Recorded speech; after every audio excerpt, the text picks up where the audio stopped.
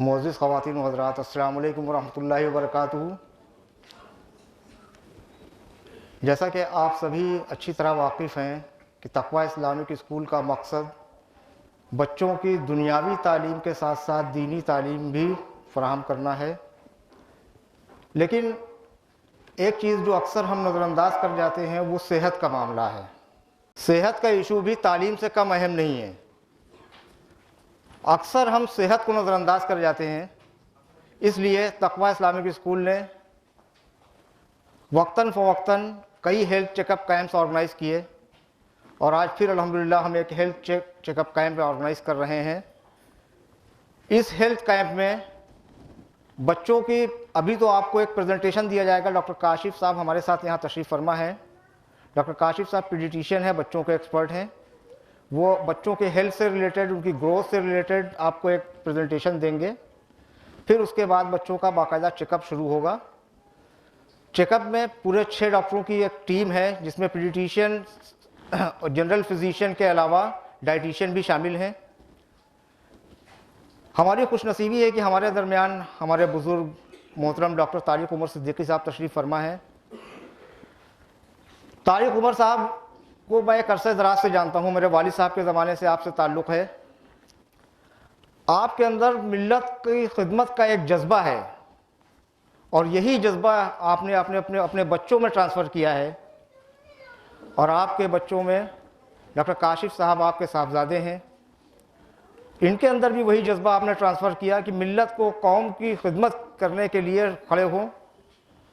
तो मैं इस पूरे हेल्थ, चूँकि मेडिकल टर्म से मैं वाकिफ़ नहीं हूँ, इसलिए इसका पूरा इंट्रोडक्शन पेश करने के लिए मैं मदऊ कर रहा हूँ मोहतरम डॉक्टर तारिक उमर साहब को भी तशरीफ़ लाएँ और हमें इस कैंप से मुताल्लिक़ कुछ मालूमात फ़राहम करें। मोहतरम डॉक्टर तारिक उमर सिद्दीकी साहब। तक़वा स्कूल का मैं बहुत बहुत शुक्रिया अदा करता हूँ कि इस ऑर्गेनाइजेशन ने इलाहाबाद में इस्लामिक कल्चर, इस्लामिक सोसाइटी का एक जहन बनाने के लिए एक बहुत बड़ा काम किया। अल्हम्दुलिल्लाह हम सबको सिर्फ एजुकेशन से ही मतलब न रख करके, बल्कि एक इस्लामिक कल्चर हमारे अंदर आए, हमारे बच्चे ईमान वाले बने और आमाल वाले बने, इसके लिए एक बहुत बड़ी कोशिश और फिक्र इन्होंने की है, जिसके लिए मैं इस पूरे ऑर्गेनाइजेशन का और उन बच्चों का और उन बच्चों के पेरेंट्स का भी शुक्रिया अदा करता हूँ, जो इस बिगड़े हुए माहौल में अपने बच्चों को एक मुसलमान बनाने के लिए, ईमान वाला बनाने के लिए इस ऑर्गेनाइजेशन में एडमिशन लिया।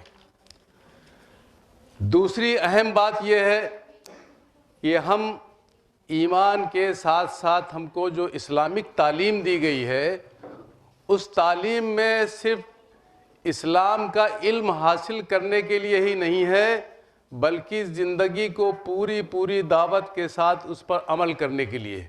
उसका एक अहम रुकन जो है हिफ्ज़ान सेहत है।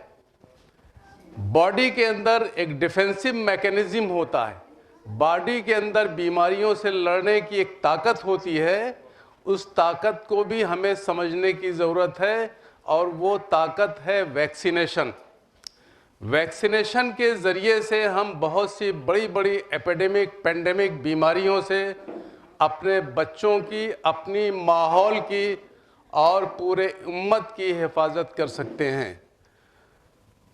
सारे पेरेंट्स को भी, बच्चों को भी मैं ये बताना चाहता हूँ कि हम अपनी सेहत को ठीक रखने के लिए अब अपने बच्चों की तालीम और तरबियत और उनकी पूरी निगरानी, उनके कल्चर की निगरानी करना अहम ज़रूरी है।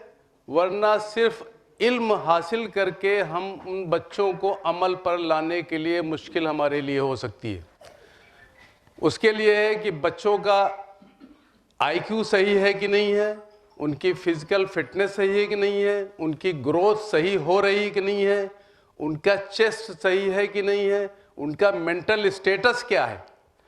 हम डॉक्टर तो बाद में देखेगा, सबसे पहले उसकी मदर साइड जो है वो बच्चों के सारे सर्कमस्टेंसेस को बहुत अच्छे तरीके से समझती है और देखती है। तो हम सभी को ये मशवरा देंगे कि हम अपने बच्चों की देखभाल के लिए यहाँ पर child specialist doctor Kashif Siddiqui, जो दिल्ली अपोलो से तशरीफ़ लाए हैं, अपोलो में इन्होंने बच्चों में बहुत काम किया है, और महाराष्ट्र में कूपर हॉस्पिटल में जो बच्चों का स्पेसिफिक हॉस्पिटल है वहाँ पर बच्चों में बहुत काम किया है। हम चाहते हैं कि वो अपने कौम के बच्चों को और सारे बच्चों को और उनके पेरेंट्स को उन तमाम जानकारियों से नवाजें जो बच्चों की सेहत के लिए, उनकी फ़िज़िकल फिटनेस के लिए, उनके मेंटल स्टेटस के लिए काम आए, और वो एक सेहतमंद, दीनदार, बाअमल, सलाहियत वाले उम्मत के अंदर दीन की दावत का काम कर सकें और लोगों को एक बड़ी रोशनी से नवाजें, जो आज इस अंधेरे में बहुत सख्त ज़रूरत है। मैं तकवा ऑर्गेनाइजेशन का ख़ास तौर से मोहतरमा अस्मा साहिबा का और ज़िया साहब का और तमाम ऑर्गेनाइजेशन के लोगों का जो इस पे कुर्बानियाँ दे रहे हैं, मैं उनका शुक्रिया अदा करता हूँ। और डॉक्टर काशिफ साहब से ये चाहता हूँ कि वो पेरेंट्स को उन तमाम चीज़ों से आगाह करें, उनको बताएं कि बच्चों की सेहत कैसी रहे, उनका मेंटल स्टेटस कैसे अच्छा हो, और उससे आप सभी लोग फ़ायदा उठाएं और अमल पर लाएं। शुक्रिया। जज़ाकल्लाहु खैरा। हज़रात, अब आपको इंतज़ार ना कराते हुए मैं सीधा डॉक्टर काशिफ सिद्दीकी साहब को मदऊ करता हूँ कि वो तशरीफ़ लाएँ और अपने प्रेजेंटेशन के ज़रिए बच्चों के सेहत से मुताल्लिक़ आप लोगों को तफसीली मालूमात फ़राहम करें। Doctor Kashif Siddiqui. Good morning everyone. This is Dr. Kashif. I will introduce you myself. I'm a consultant pediatrician and neurologist. So why we are here? The basic questions which will be coming in your mind, my child is not ill, so why am I here? So the basic program is here to discuss about the issues, the myth and the things which have gained in the society about the child growth, development, and the issues which the parents have with their child. The basic is thing that the parents have high aims for the children. They have made to achieve their children, but aiming high is not a bad thing. But aiming in an inappropriate way. Every child is special.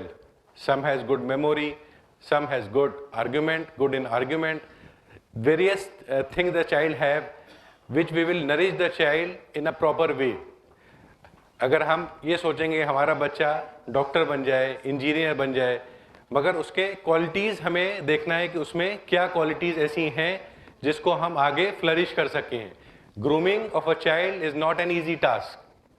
हम अपना M बना लेते हैं कि हमें बच्चे को IAS बनाना है, इंजीनियर बनाना है, मगर every child has different qualities. ठीक है, सम हैज़ गुड मेमोरी, ठीक है, some are good in arguments, some are very good skillful hands, some have skillful legs. So we have to decide what we have to make the child. ठीक है, just aiming in a life that we will make the child a doctor, an engineer, an IAS officer is not a good thing, because we are hampering the child growth and development from the initial age. So here we will discuss about the growth and development of the child and the various factors which the parents are worried about.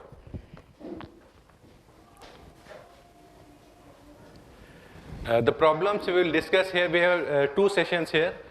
In first session we will brief you about the simple things, and in the next session we will have a meeting with individual parents about the issues which can't be discussed in open, and we will brief the child about the growth, the development, their weight, their height, and the specific problems they have which the parents want to discuss with me.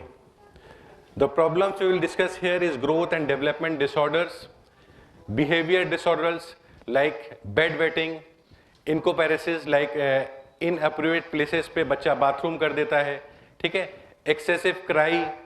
These are the thing behavior disorders which we will discuss here. Poor immunity. in COVID-19 pandemic, the pure immunity is the major issue with the children, which make them prone for the illness. Vaccination and the missed doses. Sadly, in Muslim community, the vaccination, there's certain myths in the society that vaccination are not good for the children. So we will discuss about the importance of the vaccination. Poor performance in school. Usually the parents complain that their children are not performing good in schools. Actually, every child is special. We have to find out his importance in the society. ठीक है, what is उसको क्या बना सकते हैं हम आगे, ठीक है, उसकी क्वालिटीज को हमें पिकअप करना है. और early in the life pickup अगर हम नहीं करेंगे तो we will hamper the growth and the development of the child. Preparation for Covid third wave. जैसे कि आप लोग को पता है कि एक नया वेरिएंट कोविड में आया हुआ है, तो सबको ये होगा कि इस वेरिएंट का बच्चों पे क्या असर होगा. तो we will discuss about the preparation for the Covid third wave. Growth and development. First we will discuss about the when to admit the child in a school. कब हमें बच्चे का दाखला स्कूल में कराना चाहिए. स्टडीज ये बताते हैं 6 साल तक बच्चे का ग्रोथ और माइंड डेवलप करता है. It's like a moulding clay. हम जिस तरह उसको चेंज करेंगे उस तरह वो 6 ईयर तक उसको डेवलपमेंट ब्रेन का होंगे. नर्व जो होती हैं वो 6 ईयर तक ग्रो करती हैं. ब्रेन का मैच्योरेशन 6 ईयर्स तक होता है. इसलिए 6 साल के बच्चे को हमें 6 साल तक से पहले बच्चे को हमें स्कूल में दाखला कराना ज़रूरी है. अभी जॉइंट फैमिली का कल्चर मोस्टली रहा नहीं है, इसलिए बच्चे के स्टिमुलेशन में जॉइंट फैमिली का कल्चर बहुत ही इम्पोर्टेंट था. अभी जब बच्चा 6 साल से पहले है तो बच्चे की नर्व और उसके पाथवे में ग्रोथ होता है, उसके पाथवे इंक्रीज करते हैं. जिस तरह उसको हम डेवलप करना चाहें उस तरह वो डेवलप होता है. किसी भी बच्चे का अगर हम पहले 6 साल में उसकी ग्रोथ नहीं कराते हैं तो उसका मैच्योरेशन सेंट्रल नर्वस सिस्टम का नहीं होता है. जितना हम उसको यूज करेंगे 6 ईयर्स तक, कोई भी पाथवे है अगर उसको यूज नहीं करेंगे तो 6 ईयर्स में वो पाथ हमारा बेकार हो जाएगा.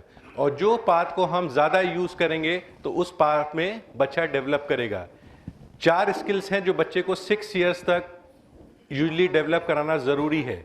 एक तो हैंड आई कोऑर्डिनेशन 6 ईयर्स तक ही डेवलप होता है. Communication skills that develop in the first initial 6 years of the life.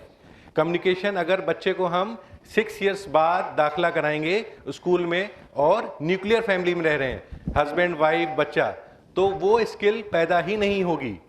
इसलिए पहले 6 ईयर्स में we have to admit the child either in pre paid schools, किसी भी स्कूल में जहां वो इंटरेक्शन करे बच्चों से, कम्युनिकेशन करे, hand eye coordinations develop within द 6 years of the life.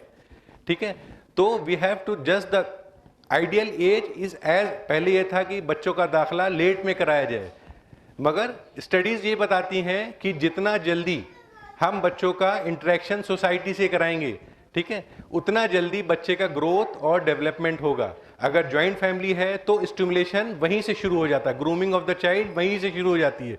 But the thing is that mostly बच्चे आज जॉइंट फैमिली में नहीं है, न्यूक्लियस फैमिली में है, तो इसलिए early school is the better way to growth of the child. First is growth. Growth क्या है? Growth is the increment. हमारे बच्चे का वजन, हाइट, ये सारी चीज जो इंक्रीज होती हैं उसको हम लोग ग्रोथ का नाम देते हैं. पेरेंट्स को कंप्लेन रहती है कि बच्चा उनका एडुकेट वेट गेन नहीं कर रहा, अच्छे से खा नहीं रहा है. तो ये दिक्कतें माओ को जो रहती है वो ज़्यादातर प्रॉब्लम इशू नहीं रहती है. ज़्यादातर इशू बच्चों में नहीं रहता, माओ में रहता है. बच्चा वेट गेन नहीं कर रहा. हर बच्चे का एसिमिलेशन डिफरेंट होता है. आपने 100 कैलोरीज ली, कुछ बच्चा 80 कैलोरीज आउट कर देगा, 20 एब्जॉर्ब करेगा. कुछ बच्चा 70 लेगा, 30 एब्जॉर्ब करेगा. तो हर बच्चे का एसिमिलेशन डिफरेंट होता है. तो weight gaining of the child is different. कुछ बच्चा ज़्यादा वेट रहेगा, किसी का कम वेट रहेगा. मगर अगर बच्चा अंडर न्यूट्रिशन है, दैट इज द इशू। अगर अंडर न्यूट्रिशन है, बच्चे को अच्छा मिनरल्स विटामिन की क्वांटिटी नहीं मिल रही है, बच्चा जल्दी थक जा रहा है, हमें ये देखना है कि बच्चे में कितनी फुर्ती है। वेट गेन हमारा मकसद नहीं है। वेट गेन एक आइडियल वेट है जिस वेट तक बच्चे को पहुंचना है उसकी हाइट के हिसाब से। अगर हम सिर्फ बच्चे का वेट देखेंगे, कंपेयर करेंगे, comparing is the thing we hamper the child. अगर हम कंपेयर करेंगे बच्चों को तो ये प्रॉब्लम इशू बच्चों में शुरू हो जाएगी। तो हमें बच्चों को ग्रोथ को, वेट को, हाइट को किसी भी पेडिट्रिशियन से मिलके डिस्कस ये करना है। हमें खुद नहीं देना मेरा बच्चा बहुत वीक हो गया है, वजन नहीं बढ़ रहा है। बच्चे में डेफिशिएंसी नहीं होनी चाहिए, बच्चे में एनीमिया नहीं होना चाहिए, खून की कमी नहीं होनी चाहिए, विटामिन की कमी नहीं होनी चाहिए। बच्चा इजीली थक जाता है, जल्दी से बच्चा कोई भी स्कूल जाता है, कंप्लेन आ रही है कि बच्चा जो है अटेंशन नहीं दे रहा है स्कूल्स में, बच्चा जो है परफॉर्मेंस स्कूल में अच्छा नहीं है बच्चे का। तो पेरेंट्स से ये रिक्वेस्ट है कि किसी भी बच्चे को उसकी कमियां बताना डायरेक्टली बच्चे के, किसी भी बच्चे के ग्रोथ और डेवलपमेंट को अफेक्ट करती है। किसी भी बच्चे को पॉजिटिव मोटिवेशन अगर हमने नहीं दिया तो उसकी ग्रोथ मेजरली, उसकी ग्रोथ जितनी होनी है उतनी होगी नहीं। दूसरा इशू है हाइट। कुछ मदर्स होती हैं जो बोलती हैं हमारे बच्चे की हाइट नहीं बढ़ रही है। हाइट एक जेनेटिक है, ठीक है। आप ये सोचोगे कि बच्चा हम ऐसी हाइट अटेन कर ले जो पॉसिबल ही नहीं है। हर बच्चे की एक हाइट है, एक अटेनमेंट है, एक प्यूबर्टी है। प्यूबर्टी पे आके बच्चा हाइट गेन करेगा। हम 5 साल का बच्चा हुआ, हम ये बोल रहे हैं कि हमारा बच्चे का हाइट नहीं बढ़ रहा, उसके साथ में जो बच्चे हैं वो बड़े हो गए और ये अभी इसकी हाइट उतनी ही है। मगर हाइट अटेनमेंट हर बच्चों की अलग होती है। एक ग्राफ होता है जिससे बच्चा हाइट अटेन कर रहा है। कुछ बच्चा की ग्रोथ स्पर्ट 5 इयर्स में हो जाती है, कुछ की 8 में होती है, कुछ की 11-12 इयर्स तक बच्चे की हाइट का ग्रोथ स्पर्ट होता है। इसलिए अनड्यू उसको इम्पोर्टेंस देना और बच्चों को उस चीज़ पे हैम्पर करना कि ग्रोथ नहीं हो रही है, तो उससे बच्चे की पर्सनालिटी डिसऑर्डर होता है। इसलिए अगर आपको लगता है कि बच्चे की हाइट नहीं बढ़ रही है, वेट नहीं बढ़ रही है, तो you should consult a paediatrician जो आपको बताए, बच्चे के साथ में नहीं, अकेले में। नहीं तो बच्चे को अगर आप शॉर्ट स्टेचर का लगा देंगे तमका तो उसकी ऐसे ही ग्रोथ रुक जाएगी।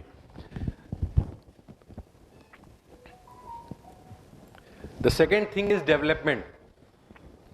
हम जब बच्चा पैदा होता है तो बच्चा के माइलस्टोन होते हैं। माइलस्टोन्स मतलब बच्चा कब बैठेगा, कब खड़ा होगा, कब पेंसिल लेना शुरू करेगा, कब ट्रायंगल बना लेगा। तो हर माँ को ये एडवाइस किया जाता है कि वो एक बुक में लिखें कि बच्चे ने किस ग्रोथ कब अटेन की, बच्चे ने चलना कब सीखा, बच्चे ने बैठना कब सीखा, बच्चे ने पेंसिल पकड़ना कब सीखा, बच्चे ने ट्रायंगल बनाना कब सीखा। क्यों ज़रूरी है? क्यों? कोई बच्चे अगर आपको लगता है कि ये लैग कर रहे हैं चीज़ों को, तो if we start the treatment in the early age of life and if we detect the problem in the early age of life, it is fully treatable. अगर हमें 6 इयर्स बाद पता चलता है कि बच्चे की मैच्योरेशन लेवल और बच्चों से कम है, then the thing is that we can't do anything, because brain का डेवलपमेंट सिर्फ, मैंने पहले ही बताया था, 6 इयर्स तक होता है। उससे पहले आपको बच्चे के माइलस्टोन्स को देखना है और वॉच करना है। और ज़रूरी नहीं कि हर बच्चे का माइलस्टोन सेम हो। कोई बच्चा 6 मंथ्स में बैठना शुरू करता है, कुछ 7, कुछ 8, मतलब उसका टाइम पीरियड है कि अगर इसके बाद भी बच्चा बैठना चलना शुरू नहीं कर रहा है, then we have to consult and notice about the child. There are several development issues like social development, psychological, emotional and physical development. Behavior disorders. Behavior disorders बच्चों में क्या होते हैं? Behavior disorders जैसे कुछ माओं को कंप्लेन रहती है बेड वेटिंग। बेड वेटिंग कब तक बच्चे को हमें लगे कि ये प्रॉब्लम और इशू है? टिल 4 years of age, 4 साल तक बच्चे को अगर बेड वेटिंग कर रहा है, that is a normal thing, उसमें कोई भी इशू नहीं है। आफ्टर 4 इयर्स अगर बच्चा बेड वेटिंग कर रहा है, देन इट्स एन इशू। मगर तब भी ये ज़रूरी नहीं है कि ये कोई फंक्शनल प्रॉब्लम हो, कि बच्चे में कोई प्रॉब्लम है। ये बहुत सारे कारण हैं जिसके वजह से बच्चे को ये डिसऑर्डर हो सकता है कि वो बेड वेटिंग कर रहा है। उसका प्राइमरी कॉज है मैटरनल डिप्राइवेशन। इस सोसाइटी में माएँ भी ओपनली वर्क कर रही हैं, कम टाइम दे रही हैं, तो कभी कभी बच्चा मैटरनल डिप्राइव रह जाता है, जिसके वजह से ये सारे बिहेवियर डिसऑर्डर्स आते हैं। अगर बेड वेटिंग का ट्रीटमेंट पार्ट हम बोलेंगे इसको करना कैसे सही है, पहली बात यह है कि you have to reward the child. हमें बताना नहीं है, डांटना नहीं है कि बच्चे को ये दिक्कत हो रही है, तुम क्यों गीला कर रहे हो, 4 साल के हो गए हो। अगर ये चीज़ इस तरह के काउंसिल करेंगे तो बच्चे का डेवलपमेंट जो है, अगर बिहेवियर डिसऑर्डर कोई भी है, बेड वेटिंग है, तो इसका मतलब इशू है, कुछ ना कुछ इशू बच्चे को है जिसकी वजह से ये हो रहा है। 99% ये फंक्शनल प्रॉब्लम नहीं है कि बच्चे में कोई दिक्कत है। सिर्फ 1% ही ऐसी है जो डिजीज होती है जिसमें बच्चा ऐसा करता है। तो यूजली हमें किसी भी पेडिट्रिशियन से मिलना है कि बच्चे को ये है तो हमें उससे क्या करना है। पुअर इम्यूनिटी, कोविड और थर्ड वेव के बारे में, पुअर इम्यूनिटी के बारे में बहुत सी माएँ प्रॉब्लम रहती कि बच्चे को बार बार फ्रीक्वेंट कफ एंड कोल्ड हो रहा है, बच्चे को बार बार इन्फेक्शन हो रहा है, बच्चे के घाव ईजिली नहीं भर रहे हैं, बच्चे का अंडर वेट है, बच्चे का वेट अच्छे से नहीं बढ़ रहा है और बच्चे को न्यूट्रिशनल डेफिशिएंसीज हैं। Poor immunity and frequent cough and cold, ज़रूरी नहीं है जिस बच्चे को बार बार बीमार पड़ रहा है उसकी इम्यूनिटी कम है। जो बच्चे बार बार बीमार होते हैं तो allergic response are the mainly responsible factor. कुछ बच्चे एलर्जिक होते हैं जो बार बार बीमार पड़ते हैं। ज़रूरी नहीं बच्चे बार बार बुखार आ रहा है, बार बार बच्चे को जुकाम हो रहा है तो हम ये सोचें कि बच्चा हमारा बीमार है, मगर अगर ये बार बार हो रहा है तो we have to find out कि बच्चे की इम्यूनिटी में क्या हैम्पर हो रहा है, बच्चे की इम्यूनिटी के लिए हम क्या चीज़ कर सकते हैं। तो personally we will discuss these issues with the parents जिनको दिक्कतें हैं, बार बार बच्चा बीमार पड़ता है, उस चीज़ को issues personally we will discuss. हम इम्यूनिटी को कैसे बूस्ट अप कर सकते हैं, प्राइमरी थिंग है कि कैसे हम बच्चे की इम्यूनिटी को बढ़ाएं। The first and the basic thing is foods. कुछ माओ की कंप्लेंट रहती है कि बच्चा सुबह ब्रेकफास्ट नहीं लेता है और स्कूल चला जाता है। द बेसिक इशू क्या है इसमें? बेसिक इशू ये है कि स्कूल 8 o'clock पे है, the child woke up at 7:30 और जैसे ही वो 7:30 बजे उठता है उसको ये बोला जाता है स्कूल जाना है, तैयारी कर लो, है ना। किसी भी बच्चे पे अगर आप जैसे ही उठेगा और बोलेंगे कि चलो स्कूल चलना है तो उसकी तो भूख वहीं ख़त्म हो जाएगी। तो अगर ये प्रॉब्लम इशू इसलिए है क्योंकि टाइम नहीं है। अगर if you wake up the child early in the morning, उसको 1 घंटा उसको ये दिया जाए स्कूल के बारे में डिस्कस ही नहीं किया जाए कि स्कूल जाना भी है कि नहीं, तो बच्चा फिर वो फूड हैबिट उसकी चेंज होगी। और जितने भी बच्चे खाली पेट स्कूल जाते हैं, स्कूल में जितने भी बच्चे मिलते हैं तो इन्फेक्शन के चांसेस भी होते हैं। अगर हम खाली पेट बच्चे को भेज रहे हैं तो 50 टाइम मोर चांसेस हैं कि बच्चे को इन्फेक्शन लग जाए। इसलिए कभी बच्चे को खाली पेट नहीं भेजना है। हर तरीके की बीमारी खाली पेट ज़्यादा होती है as compare to full stomach. तो बच्चे को खाली पेट नहीं भेजने का सबसे बड़ा इशू यही है कि बच्चे को स्कूल जाने से 2 घंटे पहले उठाएं और उसको उठाने के बाद सिर्फ ये नहीं कि स्कूल जाना है, 1 घंटा we have to give the time to the child कि वो अपने को नाश्ता कर ले, ब्रेकफास्ट कर ले, उसके बाद फिर स्कूल की चीज़ें तैयारी शुरू की जाए।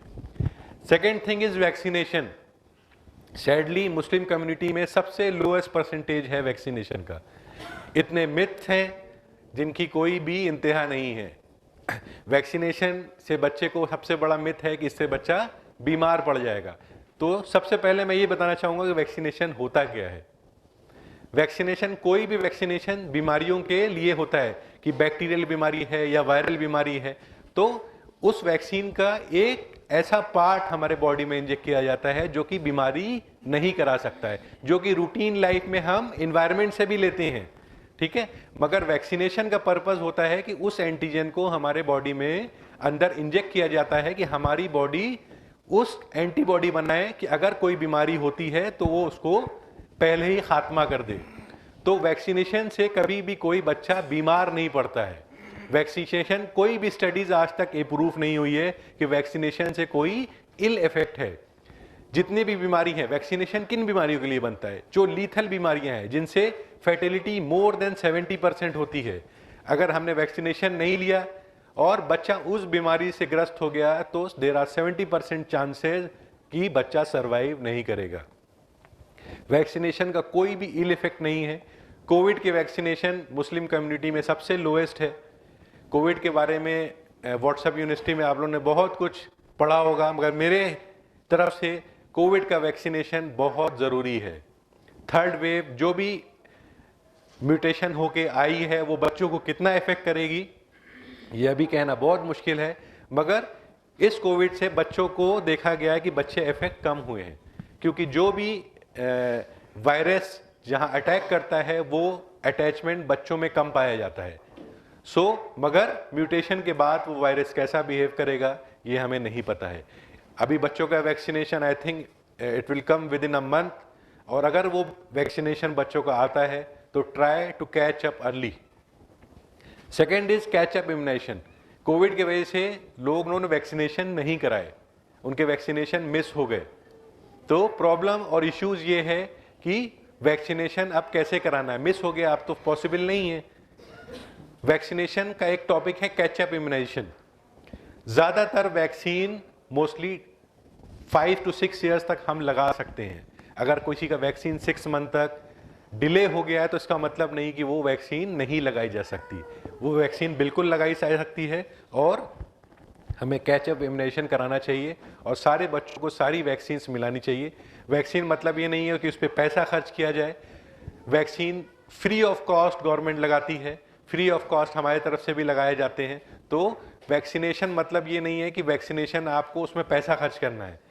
वैक्सीनेशन फ्री अवेलेबल है, हमें सिर्फ कंसल्ट करना है पेडिशन से कि बच्चों को कौन सा वैक्सीन हमें अभी दे सकते हैं, कौन सा वैक्सीन ज़्यादा इम्पॉर्टेंट है अभी इसके लिए, इस एज पे कौन सा वैक्सीन लग सकता है, ये ज़रूरी है और बहुत ज़रूरी है। सेफ हाइजीन, बच्चों को कोविड के वजह से सेफ हाइजीन सिखाना बहुत ऐसे भी ज़रूरी है, मगर इस टाइम पे हाइजीन इज़ वेरी इंपॉर्टेंट। कोई भी वायरस जो है अटैचमेंट जो है हाथ से अपने हाथों से मुंह से जाता है, मोस्टली ओरल रूट से एंट्री होती है वायरस की, नेजोफेरेंजियल रूट की एंट्री इतनी नहीं होती है। इनफ स्लीप इनफ स्लीप, हर बच्चे को 8 to 10 आवर्स स्लीप करना चाहिए। अगर कोई बच्चा इससे कम सो रहा है then we have to find out the cause.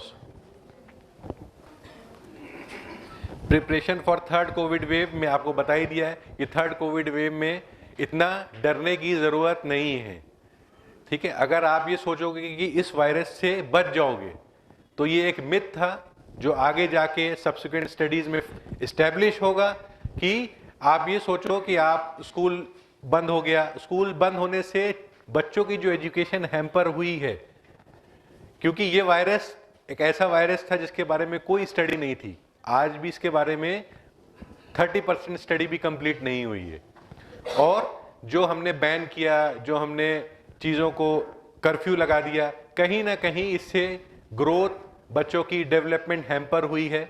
और मेरी राय पर्सनली ये है कि बच्चों को स्कूल जाने से अगर रोका गया तो बच्चे की ग्रोथ और डेवलपमेंट इतनी रुक जाएगी कि उसको कवर अप करना मुश्किल हो जाएगा। हमें सेफ्टी प्रिकॉशन लेना है, मगर इतना प्रिकॉशन नहीं लेना है कि उसका इतना डर हो जाए कि हमारी लाइफ स्टाइल चेंज हो जाए। चाइल्ड अब्यूज, ये एक बहुत बड़ा टॉपिक है ना। चाइल्ड अब्यूज यूजली लोग सोचते हैं कि बाहर वालों की तरफ से चाइल्ड अब्यूज शब्द है, नहीं। Child abuse care takers, mother, father, grand parents, इनके तरफ से चाइल्ड अब्यूज होता है। यूजली जो हम सोचते हैं कि ये चाइल्ड अब्यूज नहीं है, हम इनको डिसिप्लिन सिखा रहे हैं, हम इनको अच्छी तरबियत दे रहे हैं, वो एक्चुअली चाइल्ड अब्यूज हो रहा है। अगर हम सोचें कि बच्चे को मार के हम डिसिप्लिन सिखा देंगे तो that is not possible. Usually ये देखा गया है कि चाइल्ड अब्यूज जो बच्चों को डिसिप्लिन का वे होता है वो हम बचपन में जो हमारे साथ हुआ रहता है उसी वे में हम उस चीज़ को सीखते हैं। किसी भी चाइल्ड का डेवलपमेंट और बिहेवियर मॉडिफिकेशन मार के नहीं हो सकता है। अगर हम ये सोचते हैं कि उस चीज़ को हम वैसे अटेन कर लेंगे तो वो चीज़ हम बच्चे का इमोशनल डिटैचमेंट करा रहे हैं। कुछ बच्चे होते हैं जो आदत होती है कि शेकिंग द चाइल्ड, बच्चे को हिला दिया पूरा कि रो रहा है बहुत। उससे क्या इशू होता है कि बच्चे का मोर देन 1% बच्चे ब्लाइंडनेस डेफनेस से ग्रसित हो जाते हैं इसके कारण। इसलिए किसी भी बच्चे को हमको सिर्फ 5 ईयर्स एज तक किसी को शेक नहीं कर देना है कि वो चुप हो जाए, ये एक चाइल्ड अब्यूज में आता है। तो किसी भी बच्चे को हमें ग्रोथ और डेवलपमेंट के लिए ये चाइल्ड अब्यूज एक बहुत बड़ा टॉपिक है। I don't think we have much time, मगर सिर्फ मदर्स को मैं बताना चाहता हूँ कि बच्चों में क्या क्या दिक्कतें हैं जिससे हम समझ सकते हैं कि बच्चे में इश्यूज हैं। अगर कोई बच्चा है और वो रिसेंट उसको एंगर, एंजाइटी, फियर अगर ऐसा हो रहा है तो कुछ फैक्टर्स हैं जो हमें बच्चे से बात करनी चाहिए। कुछ फैक्टर हैं कि बच्चे प्राइवेट हमें कब बताना चाहिए बच्चे को अपने बॉडी के पार्ट्स के बारे में। We have to start very early, 1 to 3 years of age में बच्चे के हर पार्ट्स के बारे में हमें बताना है। बच्चे के बारे में बताना है, this is mouth, this is breast, this is genitalia. हमें इसलिए बताना है क्योंकि हमें बच्चों को बचाना है। हमें ये बच्चों को बताना है, someone has to take consent to touch you. ये बच्चे को सिखाना है और ये बच्चे को अर्ली सिखाना है। 1 से 3 साल के बच्चे को अपने पार्ट्स बॉडी के पता होना चाहिए, अपने प्राइवेट पार्ट पता होने चाहिए और उसकी इंपॉर्टेंस पता होना चाहिए। अगर हमें बच्चे को नहीं पता होगा तो अब्यूज के चांसेस बहुत ज़्यादा रहेंगे।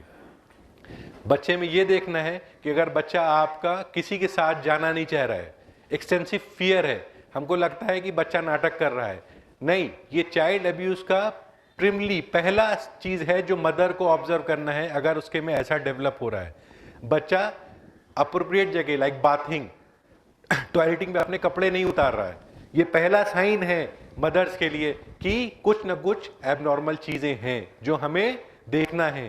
क्यों? क्योंकि हमें सोसाइटी में नहीं पता है कि क्या हो रहा है। हमें अगर मदर इस चीज पे अवेयर नहीं होंगी बच्चों के बारे में तो शायद चीजें बड़ी हुई होंगी और हमें पता नहीं लगेगा।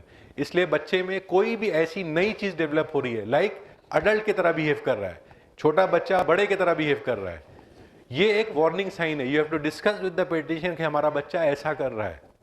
अगर हम डिस्कस नहीं करेंगे तो पता नहीं लगेगा कि क्या इश्यूज हैं उसके साथ में। Thank you. सेशन, ये पार्ट ब्रीफ सेशन था, आप लोग का टाइम दिया आप लोग ने। सेकेंड सेशन जो होगा वो बच्चों को पर्सनली हम लोग मिलेंगे। पेरेंट्स से रिक्वेस्ट है कि बच्चों के साथ में रहें, क्योंकि बच्चों के साथ में रहेंगी तो हम यहाँ पर बच्चों के ग्रोथ की मॉनिटरिंग सारी चीज़ें ब्रीफ करेंगे। जिन बच्चों को दिक्कतें हैं कुछ, उनको उस तरीके से बताया जाएगा। मदर्स को ज़रूरी है कि वो बच्चों के साथ रहें, क्योंकि लेस देन 7 ईयर्स बच्चा है तो अपने बारे में बता नहीं पाएगा। तो हमारी टीम है, इसमें पूरा पैनल है, मैं हूँ, मेरे फादर डॉक्टर TU सिद्दीकी हैं, डॉक्टर सादिया हैं, डॉक्टर महवश हैं, डाइटिशियन है डॉक्टर गुलाम अली हैं। ये सारा पैनल है। हर बच्चों को एग्जामिन करेंगे, जो उनके साथ इश्यूज होंगे उसको डिस्कस करेंगे, पर्सनल बेसिस पे डिस्कस करेंगे। किसी भी पेरेंट्स को एक बल्क में किसी भी बच्चे को कोई भी इश्यूज अगर हैं तो वो बताना बच्चे के ग्रोथ के लिए, डेवलपमेंट के लिए बहुत प्रॉब्लमेटिक इशू रहता है। इसलिए पर्सनली हर पेरेंट्स से मिला जाएगा और हर पेरेंट्स अपने बारे में, अपनी प्रॉब्लम्स, अपनी चीज़ें डिस्कस कर सकते हैं। Thank you. किसी से आपको कोई सवाल किसी तरह का करना हो कुछ तो आप पूछ सकते हैं। यहाँ पर कोई सवाल है? कोई सिस्टर सवाल करना चाहती हैं? अस्सलाम वालेकुम। मेरा बेटा 9 इयर्स का है और उसकी आइज़ में खेल के दौरान चोट लग गई थी, तो डॉक्टर्स उसको ऑपरेट करके लेंस लगवाने के लिए रिकमेंड कर रहे हैं, तो हम लोग को क्या करना चाहिए? एक क्वेश्चन है कि मेरा बच्चा है 9 ईयर्स का, उसको ट्रॉमा हुआ है तो उसको ऑपरेट कराना है कि नहीं कराना है। यूजली आई का जो डेवलपमेंट और स्ट्रक्चर है वो कुछ ऐसा है कि अगर अर्ली एज में कोई हमारी आई में प्रॉब्लम है या इश्यू हो गया है, और क्योंकि विजन दोनों आँखों से है, अगर एक आई हैम्पर होती है हमारी और उसकी विजन हैम्पर आती है तो उसकी दूसरी आँख में भी प्रॉब्लम, इश्यूज आना शुरू हो जाते हैं।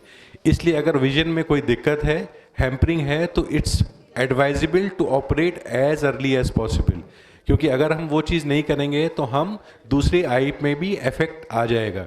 इसलिए इट इज़ एडवाइजेबल कि अगर वो मेडिकली ट्रीटेबल नहीं है, I don't know what is the cause to operate that, मगर अगर किसी ऑप्थेल्मोलॉजिस्ट ने बोला है कि ऑपरेट करना है तो it is advisable to operate as early as possible. अस्सलाम वालेकुम रहमतुल्लाहि व बरकातुहू। ऐसा यू से दैट कि जो भी ग्रोथ होती है बच्चों की वो बिफोर 6 इयर्स होती है।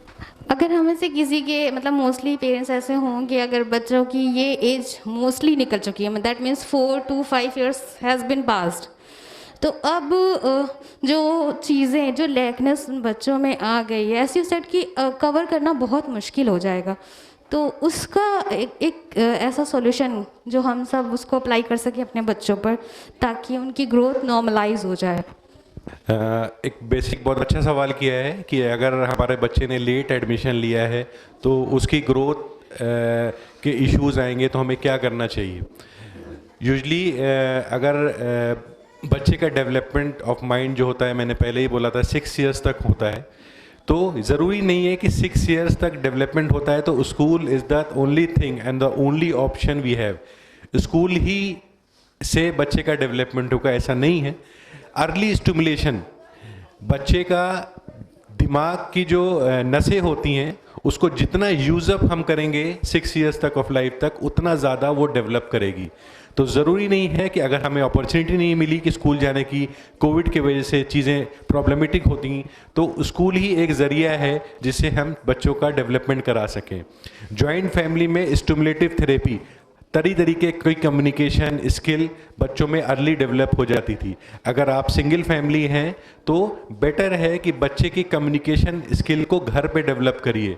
बच्चे को स्टिमुलेटिव थेरेपी मतलब बच्चे की चीज़ों को, जिज्ञासा को उसको फाइंड आउट करिए। पजल गेम बच्चे को खिलाइए, ऐसी चीज़ें बच्चे के साथ करिए जिससे बच्चे का डेवलपमेंट माइंड का हो। स्पीच एंड कम्युनिकेशन, बच्चे के साथ बात घर पे करना, उसको स्किल सिखाना, उससे बच्चे की नर्व्स के पाथवे को हम मजबूत करते हैं। और ज़रूरी नहीं है कि ये स्कूल में ही डेवलप हो। स्कूल इसलिए बोला गया क्योंकि usually parents don't have time to play with the child, ठीक है, to have ample of words with the baby, इसलिए स्कूल में वो सारी सुविधाएं बच्चे को एक स्पेस पे मिल जाती हैं। मगर बच्चों को घर पे वो ज़्यादा अपॉर्चुनिटी है अगर पेरेंट्स अवेयर हैं, स्टिमुलेट कर सकते हैं बच्चे को, बच्चे की जिज्ञासा को, बच्चे के एटीट्यूड को, ये सारी चीज़ों को ज़्यादा डेवलप करेंगे। बच्चे के कम्युनिकेशन के हैंड आई कोऑर्डिनेशन, जैसे मैंने बोला कि बच्चे का कोऑर्डिनेशन जो है 6 ईयर तक डेवलप करता है, तो वो हम अर्ली घर पे ही डेवलप कर सकते हैं। मगर time is an issue in this era, इसलिए अर्ली स्कूलिंग की वजह ये है कि अगर हम टाइम ज़्यादा नहीं दे सकते हैं, अगर हम टाइम दे सकते हैं तो it's better to start the school after 6, मगर अगर हम टाइम नहीं दे सकते तो it is the better to start the school early. मेरे पास एक बच्ची है जिसका 5 साल की हो गई है, लेकिन वो बेड में अभी भी गिला करती है और उसका ग्रोथ भी काफ़ी रुका हुआ है, हाइट भी रुकी हुई है और बात करने में भी क्लियरली बात नहीं कर पा रही है। मुझे क्या करना चाहिए? सवाल ये है कि बच्चा हमारा 5 साल का हो गया है और बेड वेटिंग अभी तक करता है, तो यूजली बेड वेटिंग अगर 4 साल के ऊपर बच्चा कर रहा है तो मतलब मोस्टली इशू है। उसका ट्रीटमेंट क्या है? सबसे पहले बच्चे का बिहेवियर मॉडिफिकेशन करना ज़रूरी है, ठीक है। You have to reward the child first when there is a dry night. हमें बच्चे को कुछ ना कुछ गिफ्ट देना है अगर वो ड्राई रह रहा है। दूसरी चीज़, बच्चे की ब्लैडर, पेशाब की थैली को मजबूत करना है। वो मजबूती कैसे होती है? बच्चा दिन में हो तो बच्चे को मुझे सिखाना है कि बच्चे को पेशाब रोके रहना है। बच्चे ने बोला पेशाब लगा हुआ है, यूरिन पास करना है, तो you have to try and tell, ठीक है बच्चा 1 घंटे you have to wait and then you will urinate. इससे बच्चे की ब्लैडर की मसल्स मजबूत होंगी। सेकेंड थिंग ये है कि बच्चे को हमें डिनर का time usually 4 hours prior to sleep कर देना है। 4 घंटे पहले बच्चे को पानी नहीं देना है, टी कॉफ़ी अवॉइड करना है। बच्चे को रात में एक बार भी जब बच्चा सो जाता है तो बच्चे को पेशाब कराने के लिए उसको उठाना है। बच्चे को बिहेवियर मॉडिफिकेशन, मतलब आपने बोला कि बच्चे को बात करने में दिक्कत है, तो स्टरिंग है बच्चे को, अगर ऐसी दिक्कत है तो you have to consult a paediatrician, क्योंकि अगर बेड वेटिंग और स्टरिंग साथ में है तो मेजर इशू तो नहीं है, मगर बच्चे का मॉडिफिकेशन ज़रूरी है टिल 7 ईयर्स ऑफ एज। अगर वो चीज़ हम अटेन नहीं करते हैं तो कुछ बच्चे की दिक्कतें हो सकती हैं जो ओपन में discuss, I can't want to discuss it. वो बच्चे को एज अ पेडिट्रिशियन हम पूछना चाहेंगे कि ऐसी दिक्कतें क्या हैं। फिर उसका ट्रीटमेंट पार्ट यूजली कंजर्वेटिव है, दवाइयों इसका इलाज नहीं है। मेन बिहेवियर मॉडिफिकेशंस हैं, अलार्म थेरेपी है जो कि बच्चे को दिया जाएगा, बच्चे से बात की जाएगी और उस चीज़ से यूजली 99% बच्चे रिकवर कर जाते हैं। बेड वेटिंग कोई बहुत बड़ा इशू नहीं है, मगर बेड वेटिंग एक साइकोलॉजिकल प्रॉब्लम है। जो बच्चा ग्रस्त है उसको कोई ना कोई इशू है जिसके वजह से ऐसा है, और जो ईजिली ट्रीटेबल है, मगर वो ट्रीटमेंट दवाइयों के ज़रिए अगर हम शुरुआत करेंगे तो ये सही नहीं है। दवाई इसका लास्ट ऑप्शन है और मोस्टली 99% बच्चे रिकवर कर जाते हैं। अस्सलाम वालेकुम रहमतुल्लाहि व बरकातहू। सर, अगर बेड वेटिंग की प्रॉब्लम 12-13 इयर्स तक हो, फिर मेरा एक नीस है, उसको फिट्स आए थे 3 इयर्स पहले, तो उसका ये कहना होता है कि हम दवा खा के सोते हैं, चूँकि उसको सर की दवा दी हुई है तो उसकी नींद नहीं खुलती, उसको मालूम ही नहीं चलता है कि उसको यूरिन पास हो गई है। फिर बाद में वो उठ जाता है, चेंज करता है, बट पहले उसको नहीं समझ में आता। तो बहुत बड़ा हो गया है इसलिए थोड़ा प्रॉब्लम भी होती है। हाँ सर, बस एक बार ही आया था, फिर उसकी ट्रीटमेंट चल रही है अभी तक, और अब उसका यही कहना है कि मेरे को पता नहीं चलता। क्वेश्चन ये है कि बच्चे को हमारे फिट्स आया, उसके बाद से बच्चा, दवा जो बच्चे की शुरू हुई उसके बाद से बच्चे का बावल ब्लैडर, पेशाब, बेड वेटिंग कर देता है बच्चा। मैं ये पूछना चाहूँगा, जब बच्चे को फिट्स आया था तो क्या उस टाइम बच्चे को बुखार था? नॉर्मल था। अगर बच्चे को बगैर बुखार के फिट्स आ रहा है तो एक कंसर्न की बात है। अगर नॉर्मली जिस बच्चे को बुखार में फिट्स कन्वर्जन आ रहा है और 5 साल से उम्र कम है तो एक मेजर इशू नहीं है, ना ही कोई ग्रोथ और डेवलपमेंट की दिक्कत है। मगर अगर बच्चे को बगैर बुखार के फिट्स आया है तो इट्स मीट कोई मेजर इशू बच्चे को है। जो फिट्स की बच्चे की दवाई चल रही है उससे बच्चे के बावल और ब्लैडर में दिक्कतें होती हैं, ये एक नॉर्मल इश्यूज़ है। मगर जो फिट्स से बच्चे का ब्लैडर कमज़ोर हो गया है उसका ट्रीटमेंट मॉडिफिकेशन इस एज पे अभी ज़रूरत है।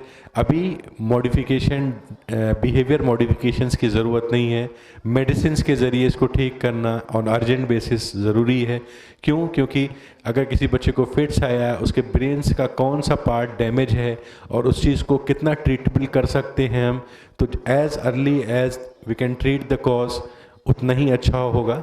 और अभी ऐसा इस एज पे जिसको फिट्स आए तो बिहेवियर मॉडिफिकेशन का कोई रोल नहीं है, तो we have to try to find out the cause and then we have to treat the cause. जज़ाकल्लाहु खैर डॉक्टर काशिफ।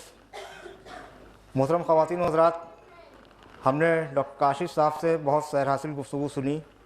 उम्मीद है इससे बहुत फ़ायदा हुआ होगा सभी को, और हम वादा करते हैं कि इंशाअल्लाह इस तरह के कैंप्स ऑर्गेनाइज़ करते रहेंगे वक्तन फ़वक्तन। अब जो दूसरा सेशन, जैसा कि डॉक्टर साहब ने बताया कि अब बच्चों को इंडिविजुअली चेक करने का सेशन होगा, तो जो बच्चे हम शुरुआत करेंगे नर्सरी से, सबसे छोटे बच्चों से शुरुआत करके ऊपर जाते जाएंगे। जिन बच्चों के साथ किसी तरह के कुछ इश्यूज़ हैं तो उनके पेरेंट्स में से ख़ास तौर से मदर यहाँ ठहर जाएं ताकि वो अपना डिस्कस कर सकें डॉक्टर से उनका नंबर आने पर। बाकी अगर कोई साहब जाना चाहते हैं, जो ज़रूरी काम है, तो वो जा भी सकते हैं। बच्चों के साथ अगर कोई इशू नहीं है तो आप जा सकते हैं, लेकिन अगर किसी चेकअप सबका होगा, 1 to all, सारे बच्चों का चेकअप होगा, लेकिन जो पेरेंट्स जाना चाहें वो जा सकते हैं। लेकिन जिन बच्चों के साथ इश्यूज़ है वो ज़रूर रुक जाएं यहाँ, ताकि वो डिस्कस कर सकें अपने डॉक्टर्स के साथ। क्योंकि आपको बताया कि जैसा डाइटिशियन भी मौजूद है यहाँ, तो आपको इंशाल्लाह एक अच्छा कंसल्टेशन यहाँ से मिलेगा। आई स्पेशलिस्ट भी हैं, बच्चों के आँखों का भी टेस्ट होगा। तो किसी तरह के कोई इश्यूज़ हैं तो आप यहाँ पर अपना डिस्कस कर सकते हैं। तो बहुत बहुत शुक्रिया आप लोगों का बहुत तशरीफ़ आवरी का, अपना वक्त देने का। अब हम इस प्रोग्राम को ख़त्म करते हैं और दूसरे सेशन में जाते हैं इंडिविजुअल बच्चों के हेल्थ चेकअप के लिए। जज़ाकुमुल्लाहु खैरा। अस्सलामु अलैकुम व रहमतुल्लाहि व बरकातुहू।